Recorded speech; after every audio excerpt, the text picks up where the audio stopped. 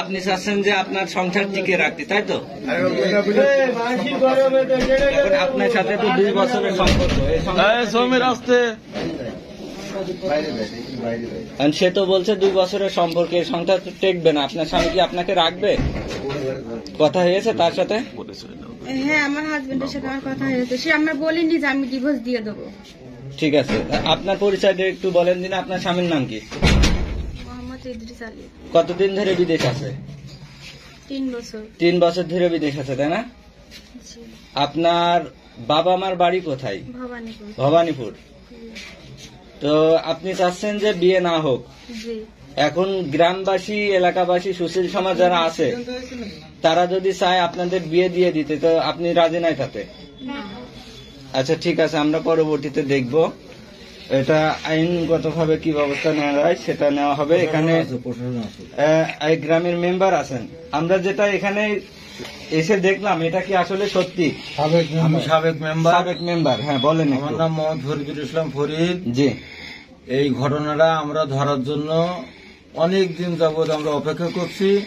আমরা নিউজ পেলাম যে গতকালকে পোল্ট্রি কিনে দিয়েছে, সে পোল্ট্রি খাবার খেয়েছে, আজকে গোশ রুটি করে খাবে।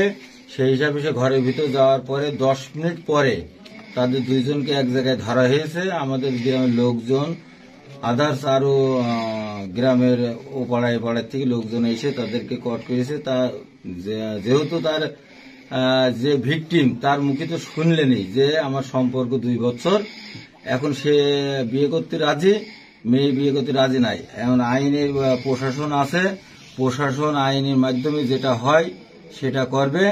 আমরা এই গ্রামে শান্তি শৃঙ্খলার কারণে, যাতে শান্তি শৃঙ্খলা থাকে, আইনের প্রতি শ্রদ্ধাশীল জানিয়ে আমরা ক্যাম্পের ইনচার্জ, অ্যাসিস্ট্যান্ট ইনচার্জ আইএসে তারা কি বলে আমরা শুনবো। কিন্তু আমরা গ্রামে শান্তি চাই। ও যদি মেয়ে নিকে নাও করে, বিয়ে যদি না করে, ওকে ডিভোর্স দিয়ে চলে যেতে হবে এই গ্রাম থেকে।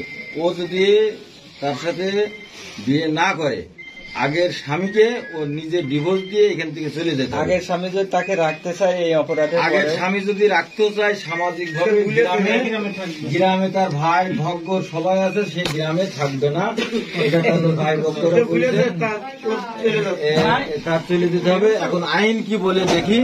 আইনের সিদ্ধান্ত অনুযায়ী যদি ছেলে যদি নিয়ে যায় বা মেয়ে যদি তার বাপ মার কাছে যদি হ্যান্ড ওভার করে দিয়ে যায়, সে আইন যা বলবে তাই।